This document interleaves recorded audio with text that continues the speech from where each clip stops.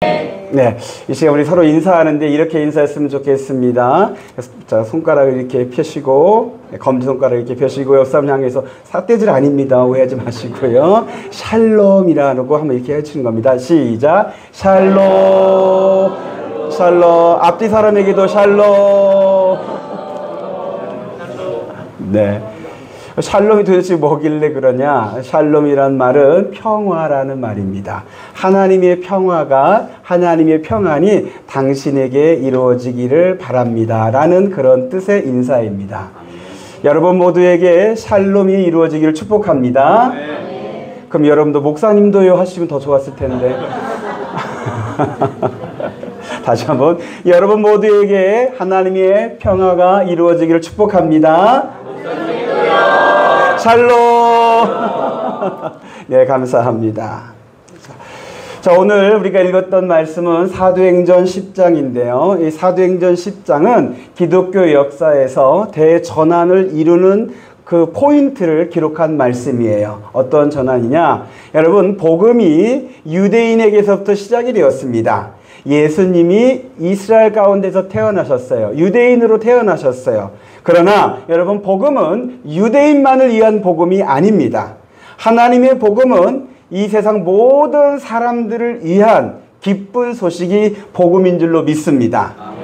그런데 처음에 예수님의 제자들도 또 처음 믿는 성도들도 다 유대인이었어요. 그러다 보니까 유대인을 넘어서 이 복음이 세상의 다른 사람들에게 전파되는 이 점프하기가 굉장히 어려운 거예요. 지금도 사람들은 이런 선입견이나 편견, 또 자기의 그 울타리를 넘는 것을 힘들어합니다. 복음은 그 유대인의 울타리를 넘어야 하는데 이것을 하나님께서 넘겨주십니다. 하나님이 하고 계셔요. 여러분, 복음은 하나님이 하신 기쁜 소식이에요. 그리고 복음이 전파되게 하시는 것도 역시 지금도 하나님이 하고 계신 줄 믿습니다. 그래서 하나님께서 어떻게 하셨느냐? 오늘 이 사도행전 10장에 보면 이 유대인을 넘어서 이방인에게 세계로 복음이 뻗어갈 수 있도록 하나님께서 첫 만남을 할 수 있도록 두 사람에게 하셨어요. 첫 번째 사람은 누구냐면 베드로예요. 예수님의 제자인 베드로. 이 베드로에게 하나님께서 나타나셔서 환상을 보여주시면서 이방인도 품을 수 있도록 하나님께서 베드로에게 환상을 보여주셨어요. 그리고 두 번째로는 로마의 군대 백부장이었던 고넬료에게 나타나셔서 말씀하시는 거예요. 내가 너의 구제와 기도를 받았으니 너가 이제 요빠에 있는 베드로를 청해라. 그를 청하고서 그에게 말씀을 들으라라고 하나님께서 할 일을 가르쳐 주신 거예요. 그래서 고넬료가 하나님의 그 말씀에 순종해서 사람을 요빠로 보냅니다. 그렇게 하나님의 뜻에 순종해서 위대한 첫 만남이 이루어졌습니다. 오늘 이 베드로와 고넬료가 만나는 그 내용을 우리가 말씀을 보았는데요. 이렇게 베드로와 고넬료가 만난 것처럼 오늘 여러분들이 이곳에 와서 이렇게 만난 것도 하나님이 하신 줄로 믿습니다. 아멘. 겉으로는 여러분들이 결정하고 여러분들이 선택하고 또 누구에게 끌려서 온 것처럼 보이지만 그러나 영적으로 보면 하나님이 여러분들을 이곳으로 이끌어 주신 거예요. 아멘.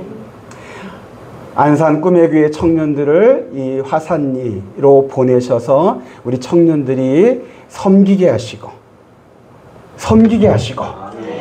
전도하게 하시고 그래서 그런 모습 보면서 여러분들은 한번 교회 한번 가볼까? 도대체 교회라는 곳이 뭐길래 저 청년들이 와서 저렇게 할까?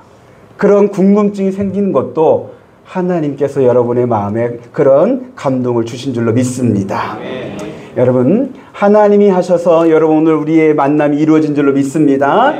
자, 오늘 우리의 만남 가운데에도 이제 베드로와 고넬료의 만남을 통해서 하나님의 구원하심이 이루어진 것처럼 오늘 우리의 이 만남, 이 모임 가운데에도 하나님의 구원이 이루어지기를 소망하고 축복합니다. 여러분 33절의 말씀을 한 번 더 보겠습니다. 우리 사도행전 10장 33절입니다. 한 번 더 보겠습니다.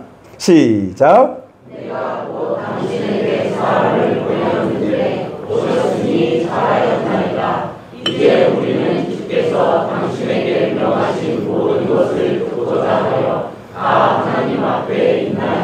아멘. 자, 베드로를 만나서 고넬료가 한 말입니다. 근데 뭐라고 말했냐면 오셨으니 잘하였나이다.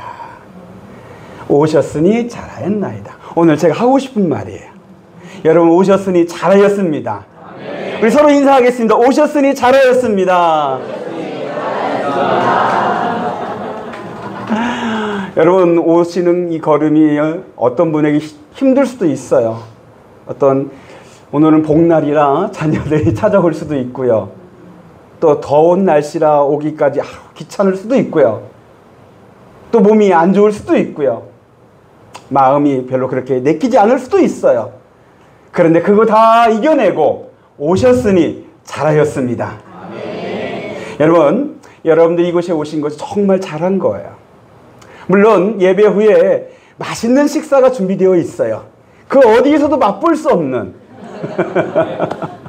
우리 성도들이 사랑과 정성을 담아서 만든 삼계탕이 준비되어 있고요. 또 식사 후에 또 우리 꿈의 교회 청년들이 준비한 즐겁고 은혜로운 프로그램들도 있습니다. 근데 여러분, 이것도 참 좋고 잘한 건 귀한 건데, 그러나 이건 너머에 오늘 오신 여러분들을 하나님께서 받아주실 줄로 믿습니다. 아멘. 하나님이 따스한 사랑의 품으로 여러분을 품으시고, 여러분 각자 한 사람 한 사람에게 꼭 필요한 은혜를 내려주실 줄로 믿습니다. 아멘. 오늘 고넬료와 베드로의 만남을 통해서 고넬료와 그의 모든 가정이 다 구원을 받습니다. 하나님이 그 가정에 큰 은혜를 내려주셨습니다. 이처럼 오늘 오신 여러분 모두에게 하나님께서 구원의 은혜를 내려주시기를 바라고, 먼저 예수 믿어 구원받은 사람들에게는 여러분의 삶에 필요한 은혜와 은총과 복을 내려주시는 귀하고 복된 이 자리가 될 줄로 믿습니다. 하나님의 은혜로 여러분의 삶과 가정에 평화가 이루어지기를 예수 이름으로 축복합니다. 그래서 오셨으니 잘하였습니다. 자, 그리고 이제 33절에 고넬료가 또 이렇게 말합니다. 하나님이 당신에게 명하신 모든 것을 듣고자 하여 다 하나님 앞에 있나이다 라고 고넬료가 고백을 합니다. 여러분, 지금 고넬료가 만난 사람은 베드로예요. 그냥 사람입니다. 그리고 그의 전직 직업은 어부예요. 신분상으로 하면 고넬료가 훨씬 더 높아요. 로마의 군대의 백부장, 그 신분을 갖고 있는 이 고넬료가 우리는 베드로 앞에 있는 게 아니라 우리는 지금 다 하나님 앞에 있습니다. 우리 가운데 하나님이 계심을 여러분 믿으시기 바랍니다. 지금 여러분 앞에 얼굴이 까마잡잡하고 입술이 두툼한 사람이 있어요. 그 사람만 여러분 보지 마시고 여러분 이곳까지 부르시고 여러분을 받으시고 여러분에게 은혜 주시고자 하시는 하나님 앞에 있음을 여러분들이 믿음으로 고백하시기 바랍니다. 그리고 고넬료가 우리가 하나님 앞에 있다라고 말한 의미가 있어요. 어떤 의미냐? 당신의 입에서 나오는 그 말씀을 하나님의 말씀으로 듣겠습니다 라는 고백이에요. 한번 따라해 주시기 바랍니다. 하나님의 말씀으로 듣겠습니다. 여러분, 오늘 이 시간 설교를 들을 때 내게 주시는 하나님의 말씀으로 듣겠습니다 라고 들어주시길 부탁드리겠습니다. 아멘. 이쪽은 아멘을 하시는데 이쪽은 좀 안 하시는 경향이 좀 있는데 여기까지는 제가 봐드리고요. 그래, 이제부터는 여러분들이 하나님의 말씀으로 들으시기를 부탁드리겠습니다. 아멘. 네, 좋습니다. 여러분, 하나님은 살아계십니다. 하나님 우리 가운데 계십니다. 아멘. 그래서 이렇게 고넬료처럼 하나님 앞에 서 있다라는 이런 마음의 자세를 갖고 하나님의 말씀으로 듣겠다라는 그런 자세를 갖고 있는 사람에게 하나님께서 하나님의 말씀을 들려주십니다. 아멘. 이것을 레마라고 합니다. 하나님의 말씀은 기록된 말씀인 로고스가 있고, 그리고 살아계신 하나님께서 직접 우리에게, 우리의 귀에, 우리의 마음에 들려주시는 하나님의 음성이 있는데, 이것이 레마라고 하는데, 여러분 이 레마를 들을 때 여러분들에게 믿음이 생깁니다. 아멘. 여러분들의 심령에 치유가 임합니다. 아멘. 여러분들을 위로해 주시고 힘을 더해 주시고 여러분들을 변화시켜 주십니다. 아멘. 저는 여러분들이 이 시간에 이 자리에 와서 사람만 보고 가고 사람의 말만 듣고 가는 정말 그런 모습으로 예배를 끝마친다면 너무 안타까워요. 그런 것들은 사실은 여러분들이 일상생활에서 얼마든지 할 수 있어요. 그러나 이 시간을 구별해서 이곳까지 왔으니 여러분들의 마음의 자세를 바르게 가져줬으면 좋겠어요. 아멘. 내가 하나님의 말씀 듣고 싶습니다. 오늘 강단에서 김유선 목사를 통해서 하나님께 선포하시는 그 말씀 가운데 내게 해주시는 하나님의 말씀을 제가 듣게 해 주옵소서. 아멘. 그런 자세로 말씀을 들으실 때 살아계신 하나님이 여러분의 귀에, 여러분의 마음에, 여러분의 생각에 하나님의 말씀을 들려주실 줄로 믿습니다. 아멘. 이제 34절의 말씀을 보겠습니다. 여러분 34절이요. 시작. 베드로가 입을 열어 말하되 내가 참으로 하나님은 사람의 외모를 보지 아니하시고. 제가 좋아하는 말씀입니다. 하나님은 사람의 외모로 보지 않습니다. 사무엘상 16장 7절 말씀에 이런 말씀이 있어요. 사람은 외모를 보거니와 나 여호와는 중심을 보느니라. 사람은 외모를 봐요. 어쩔 수가 없겠죠. 가끔씩 저희 아내는 제가 옷 입는 거에 대해서 지적을 합니다. 그리고 제가 어디 나갈 때나 어떤 행사에 있을 때 저희 아내의 허락을 받아야 제가 옷을 입을 수가 있습니다. 저희 아내는 하는 말이 사람은 외모를 본다고, 목사가 그렇게 입으면 안 된다고. 그리고 이제 또 올해부터 제가 감리사가 됐잖아요. 그래서 감리사님은 당신이 그 사람을 몰라도 그 사람은 당신을 알아볼 수 있으니까 꼭 정장 차려입거나 깔끔하게 입으라고 항상 강조를 합니다. 저는 우리 청년들 보시면 아시겠지만 반바지에 반팔로 저 읍내도 돌아다니고 그렇습니다. 전 편한 것이 좋은데 저희 아내는 절대 그러지 못하게 하려고 합니다. 그래서 저는 하나님은 사람을 외모로 보지 않는다는 말씀을 좋아하고요. 그래서 사람을 외모로 보지 않으려고 그렇게 저도 그렇게 취하기도 합니다. 그런데 사람은 외모를 봅니다. 어쩔 수가 없어요. 왜 그러냐? 사람은 그 중심을 못 보니까 그래요. 그냥 보이는 것이 외모의 전부기 때문에 그냥 보이는 것을 볼 수밖에 없죠. 그러나 하나님은 사람의 중심을 보실 수 있는 분이셔요. 그래서 굳이 사람의 외모를 보지 않으셔요. 사람의 중심이라는 것이 뭐냐면은 사람의 마음이에요. 그 마음이 어떠한지를 하나님은 아셔요. 오늘 이 자리에 여러분들이 어떤 마음으로 왔는지 저는 사실 몰라요. 그렇다고 저는 여러분 외모 보고 싶지도 않아요. 그러나 하나님은 여러분들의 마음의 중심을 아셔요. 시간 여러분들의 마음이 주께로 향하였게 되기를 바랍니다. 아멘. 예배전 찬양에 주만 바라볼지라라는 그런 찬양처럼 여러분 이 시간에 주님만 바라보십시오. 사람의 마음이 어떠한지 하나님께서 어떤 마음을 좋아하시느냐? 하나님을 경외하는 마음, 아멘. 하나님을 사랑하는 마음, 하나님 앞에 신실하고자 하는 그 마음을, 그 중심이 하나님께 향해 있는 그 사람을 하나님이 기뻐하십니다. 근데 오늘 여기 34절에 베드로가 말한 하나님은 사람을 외모로 보지 아니한다는 이 말씀은 사실은 이런 말씀이에요. 하나님이 이방인도 받으시는군요. 유대인의 하나님이신 줄만 알았는데 하나님은 유대인이든 상관없이 이방인도 어떤 사람이든지 사람의 그 외모와 조건과 환경을 넘어서 그냥 받으시는군요. 모든 사람을 하나님이 받으실 수 있음을 우리에게 알려주십니다.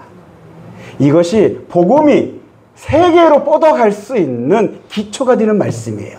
그리고 오늘날 저도 여러분도 예수 구원을 받고 하나님의 자녀가 될 수 있게 되는 말씀이에요.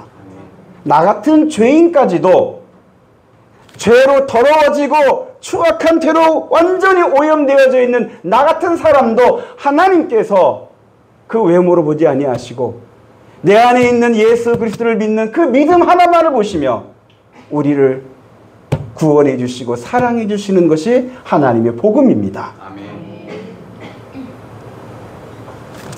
외모를 보지 아니하시는 하나님의 은혜로 인하여 여러분 모두가 다 하나님을 만나게 되고 하나님께 연락되어지는 은혜가 임하게 되기를 축복합니다.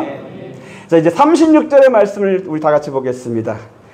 오늘 말씀의 결론 부분의 말씀입니다. 36절이에요. 시작. 만유의 주 되신 예수 그리스도로 말미암아 화평의 복음을 전하사 이스라엘 자손들에게 보내신 말씀.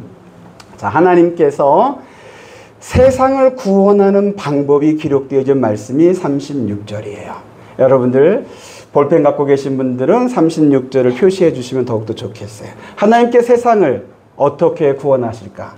예수 그리스도로 말미암아 화평의 복음을 주심으로 세상을 구원하셨습니다. 예수 그리스도로 말미암아 화평의 복음을 주셨습니다. 아멘. 여러분 이 복음을 듣는 자는 그 안에 믿음이 생기고 하나님은 그 믿음을 보고 그 외모가 그 환경이 그 살아온 것이 어떠하든지 그 사람을 받아주십니다. 그 로마서 1장 16절에 이 복음은 모든 믿는 자에게 구원을 주시는 하나님의 능력이 됨이라 그랬습니다. 하나님께서 저와 여러분들을 구원하기 위해서 세상의 모든 이방인 모든 사람들을 다 구원하고자 예수 그리스도로 말미암아 세상에 화평의 복음을 주셨습니다. 아멘. 그래서 오늘 이 시간 저는 여러분들에게 이 복음을 전하려고 합니다. 여러분들이 이 복음을 들으실 수 있게 되기를 바라고요. 아멘. 여러분들이 복음 듣는 것이 굉장히 중요한데 로마서 10장 17절 이런 말씀이 있어요. 믿음은 들음에서 나며 들음은 그리스도의 말씀으로 말미암았느니라 그랬습니다. 예수 그리스도의 말씀 복음을 들을 때 여러분 안에 믿음이 생깁니다. 난 도대체 믿음이 안 생긴다 하시는 분들 이 말씀을 기억하십시오. 예수 그리스도의 말씀을 자주 들으십시오. 그러할 때 하나님에 대한 믿음, 복음에 대한 믿음, 성령님에 대한 믿음, 내 인생을 향한 하나님의 계획에 대한 믿음, 하나님의 구원에 대한 이런 믿음들이 생기게 됩니다. 하나님은 이 믿음을 보시고 이 믿음만을 보시고 사람의 외모는 보지 아니하시고 여러분 안에 여러분 중심 안에 있는 믿음을 보시고 여러분을 구원하신 줄로 믿습니다. 아멘. 자, 그러면 하나님께서 예수 그리스도로 말미암아 세상에 주시는 이 화평의 복음이 도대체 뭐냐?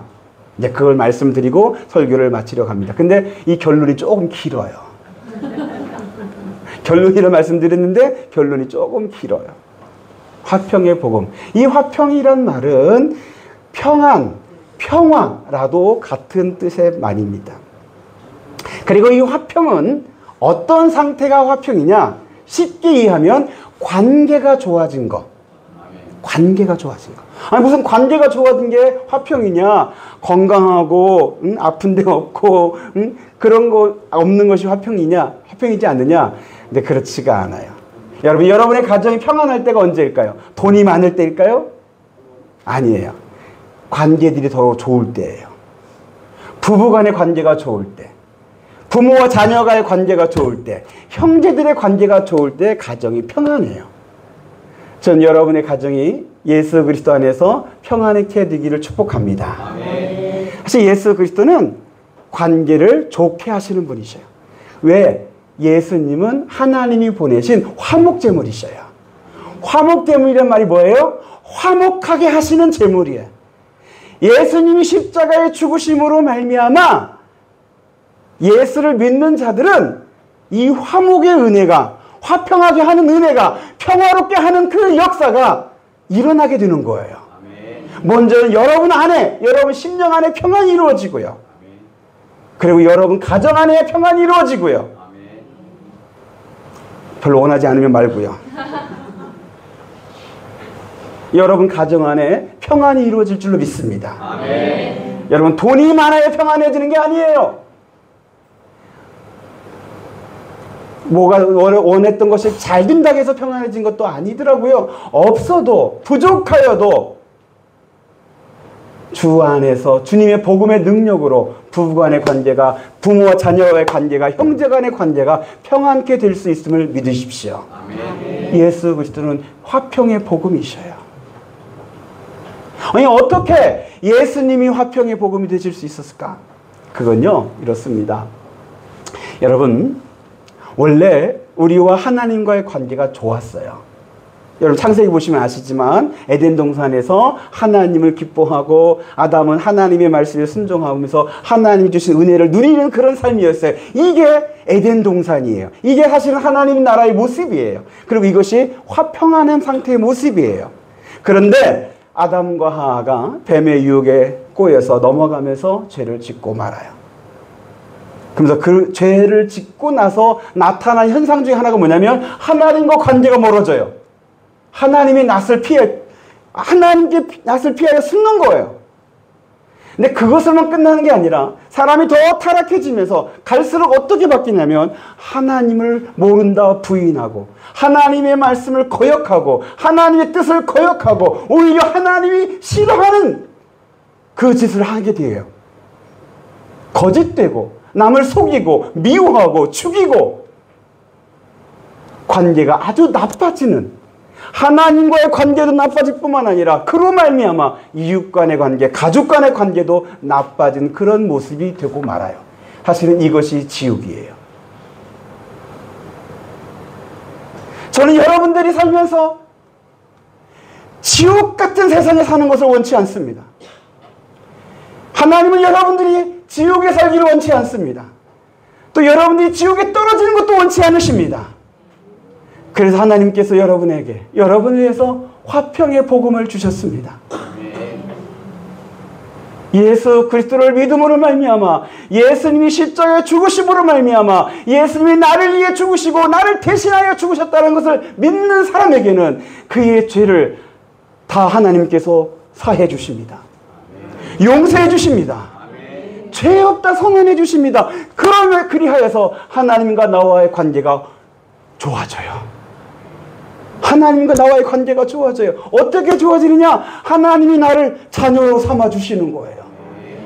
이 우주 만물의 창조주이고 주인이시고 운행자이신 하나님이 나의 아버지가 되어주셔요. 그리고 여러분들은 하나님을 아버지라고 불러요. 이건 남녀노소 상관없이 다 똑같이 하나님 아버지라고 불러요. 그렇게 부르면서 기도할 수 있는 특권을 갖게 돼요. 하나님은 아버지라 부르며 기도하는 그 기도를 들으시겠다고 말씀하시고 응답하시겠다고 말씀하시고 역사하시겠다고 약속해 주셔요. 여러분들이 안 한 것뿐이고 하나님과 나와의 관계가 이렇게 좋아졌어요. 그렇게 하나님과 좋아진 이 관계, 이것이 화평의 복음의 은혜예요. 이것으로만 끝나지 않고 그렇게 하나님과 관계가 좋아짐으로 이웃과의 관계도 좋아지게 돼요. 예수 그리스도 안에서 주님이 그렇게 하신 것처럼 소외되고 병들고 마귀에 눌린 자들을 돌보시고 고치시고 친구가 되어주시며 사랑해 주셨던 것처럼 주님의 마음으로 우리의 이웃들과 사랑하는 그런 모습이 내 안에서 이루어지게 돼요. 이것이 너무 이상적일까요? 환상일까요? 아니요. 저는 예수 그리스도 안에서 지금도 내 안에서 여러분 안에서 이루어질 수 있는 복음의 능력인 줄로 믿습니다. 아멘. 내가 하려면 사실은 안 돼요. 내 힘으로 사랑하려고 하면 너무 피곤해. 너무 괴로워요. 날이 덥고 행사 아니라고 피곤하죠? 자꾸 졸립죠? 미안해요. 결론이 길어서 진짜 결론 짧게 할게요. 그렇게 평화의 복음으로, 화평의 복음으로 말미암아 하나님의 관계가 좋아지고 또 이웃과의 관계가 좋아진 이 상태를 뭐라고 했냐면 이것이 하나님 나라가 이루어진 모습이에요. 전 우리 양문교회가 하나님 나라가 되기를 소망해요. 또 여러분의 심령도, 여러분의 가정도, 여러분의 직장에도 예수 그리스도의 이 화평의 복음으로 하나님 나라가 이루어지기를 축복합니다. 그러면서 저는 날마다 기도하는 것 중에 하나가 뭐냐면 우리 화산리가 예수 마을 되는 거. 우리 화산리가 예수 마을 됨으로 하나님의 나라가 이곳에 이루어지기를 기도해요. 이를 위해서 우리 청년들도 와서 복음을 전했고 교회가 마을을 섬겼고 이렇게 하는 거예요. 저 개인적인 어떤 이득을 얻기 위함이 아니에요. 주 예수 그리스도의 이 화평의 복음이 이 땅에 심겨지기를 바라고 싹이 나고 자라서 열매 맺어서 복음의 그 능력이 이 지역에 나타나기를 소망해서 이렇게 하는 거예요. 이제 결론 맺겠습니다. 사랑하는 성도 여러분, 하나님께서 저와 여러분들을 불쌍히 여기시고 긍휼히 여기셔서 예수 그리스도의 화평의 복음을 주셨습니다. 이 화평의 복음을 여러분들이 마음으로 받아들이시기를 바랍니다. 마음으로 믿으십시오. 그리고 입으로 시인하십시오. 예수님이 나의 그리스도이십니다. 한번 따라해 주시기 바랍니다. 예수님이 나의 그리스도이십니다.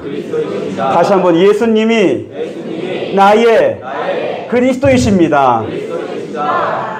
이렇게 입으로 시인하는 여러분들에게 화평의 복음의 은혜가 임하여서 여러분의 심령과 가정과 또 여러분의 직장과 우리 교회와 이 지역에 하나님의 나라가 이루어지기를 우리 주 예수 그리스도의 이름으로 축복합니다.